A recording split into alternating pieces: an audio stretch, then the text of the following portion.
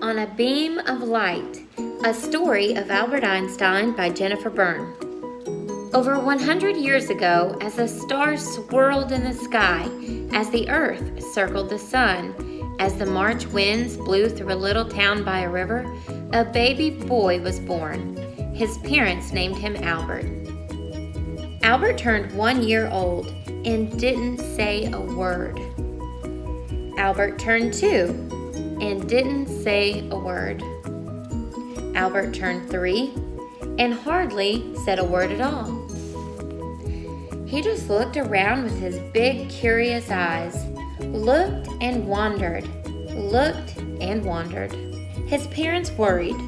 Little Albert was so different. Was there something wrong?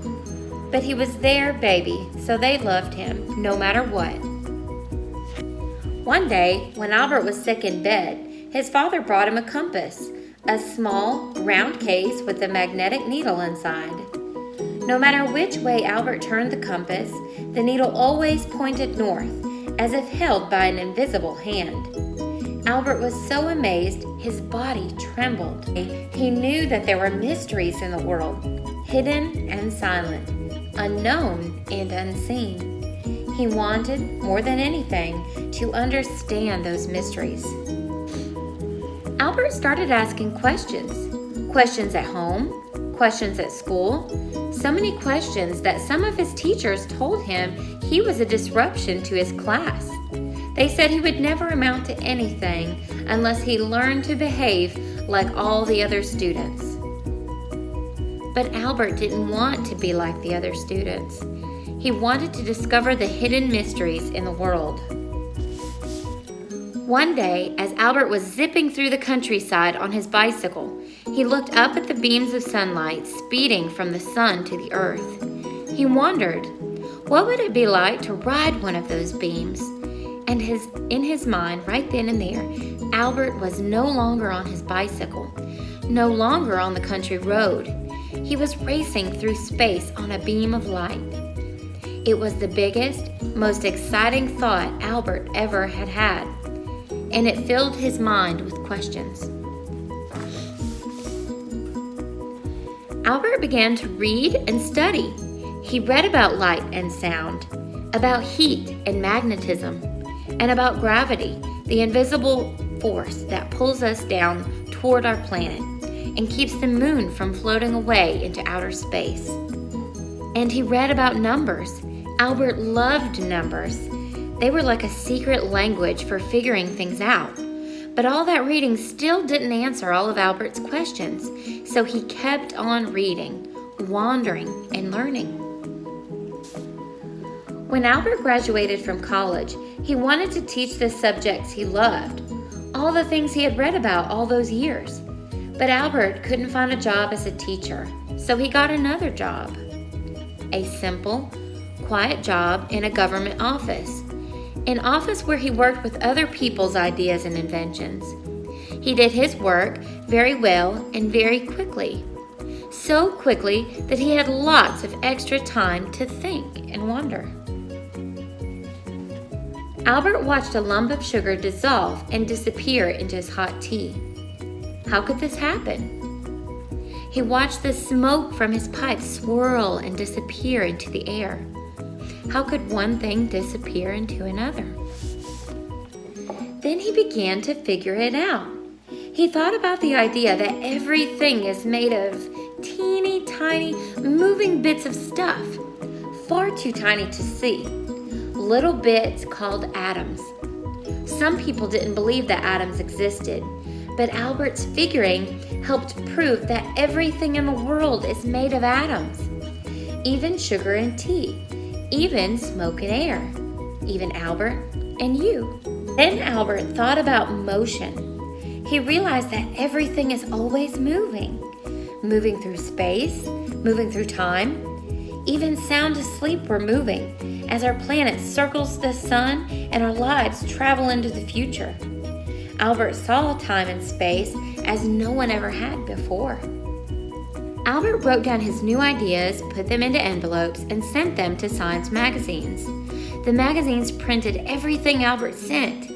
He hoped that scientists and professors would be interested, and they were. Very interested indeed. They asked Albert to come work with them and teach with them. For the first time in his life, people started to say, "Albert is a genius." Now Albert could spend all his days doing what he loved, imagining, wandering, figuring, and thinking. Albert thought about very, very big things, like the size and the shape of the entire universe. He thought about very, very small things, like what goes on inside the atoms that everything is made of.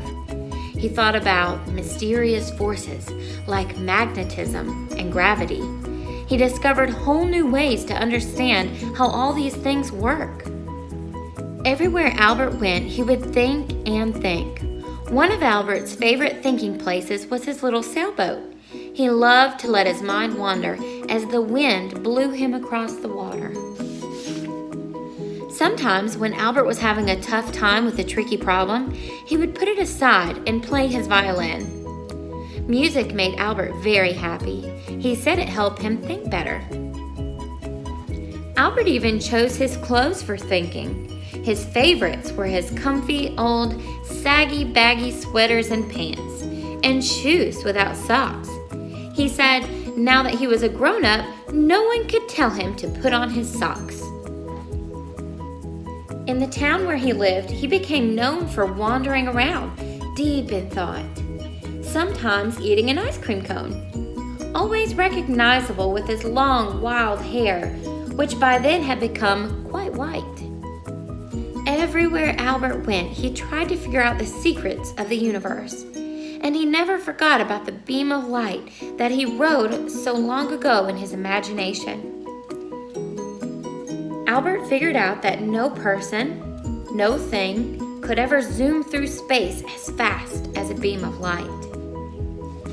He figured that if he could travel near the speed of light, crazy things would happen. Only minutes would pass for Albert, while years and years went by for the rest of us.